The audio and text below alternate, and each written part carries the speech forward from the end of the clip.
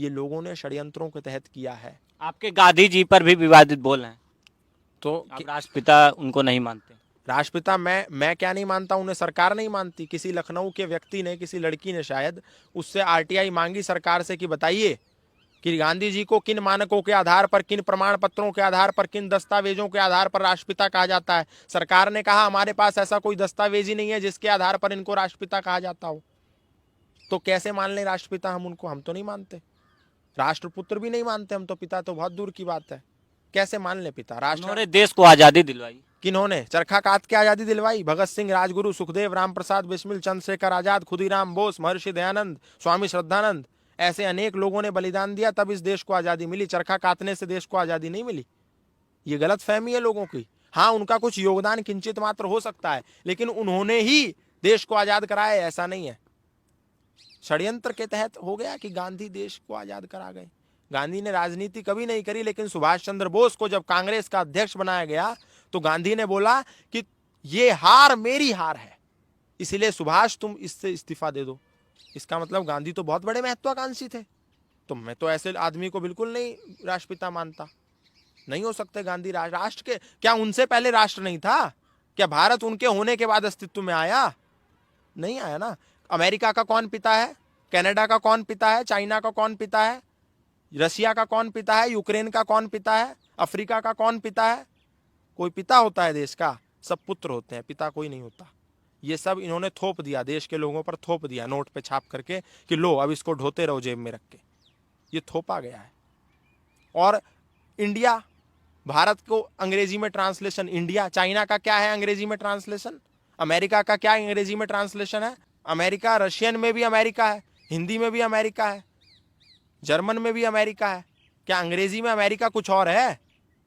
America को America, हर भाषा का लोग अमेरिका को अमेरिका बोलते हैं, चाइना को चाइना बोलते हैं, रशिया को रशिया बोलते हैं, यूक्रेन को यूक्रेन बोलते हैं, कनाडा को कनाडा बोलते हैं। लेकिन भारतीयों की अकल पे पता नहीं क्या पत्थर पड़ गए कि वो भारत को अंग्रेजी में इंडिया बोलते हैं।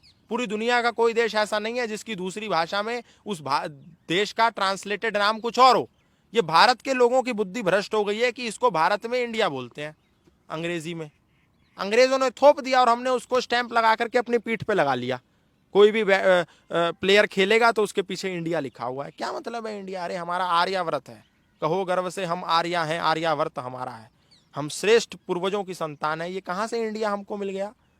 हमारा नहीं है ये इंडिया। और मैं भारत के लोगों से कहूँगा मत कहो। मैं अंग्रेजी में जब इंटरव्यू करता हूँ विदेशियों के, तो मैं ये नहीं पूछता कि हाउ यू अट्रैक्टेड, मैं उनसे ये नहीं पूछता कि how you came to India और what attracted you towards Indian culture. मैं बोलता हूँ how you attracted towards Bharat, how you attracted towards भारतीय कल्चर। क्या है इंडिया? इंडिया इंडिया कुछ नहीं है। क्या है गांधी? हमारे नहीं है, आदर्श नहीं है हमारे। हाँ, फ्रीडम फाइटर्स हो सकते हैं, वो आंदोलन के कुछ नेता हो सकते हैं, कुछ समूह के, वो एक व्यक्ति हो सकते हैं, लेकिन उनका पूरा योगदान है ये कह देना, ये गलत होगा है। ये गलत होगा कि वो बोलते हैं ना कि चरखे से आज़ादी आई थी, क्यों झूठ कितने चढ़े फांसी पर, कितनों ने गोलियां खाई थी। अरे क्यों झूठ बोलते हो साहब कि चरखे से आज़ादी आई थी? अगर गांधी के करने से आज़ादी आई तो ये सुभाष, ये भगत सिंह, ये क्या वहाँ घुइयाँ छील रहे थे? ये वहाँ क्या कर रहे थे? इन्होंने बलिदान दिया। ऐसा इनको ये कह करके आप इनका अपमान मत कीजिए। भारत विविधता में एकता वाला देश है। इसमें हिंदू, मुस्लिम, सिख, ईसाई, जैन, बौद्ध सब रहते हैं।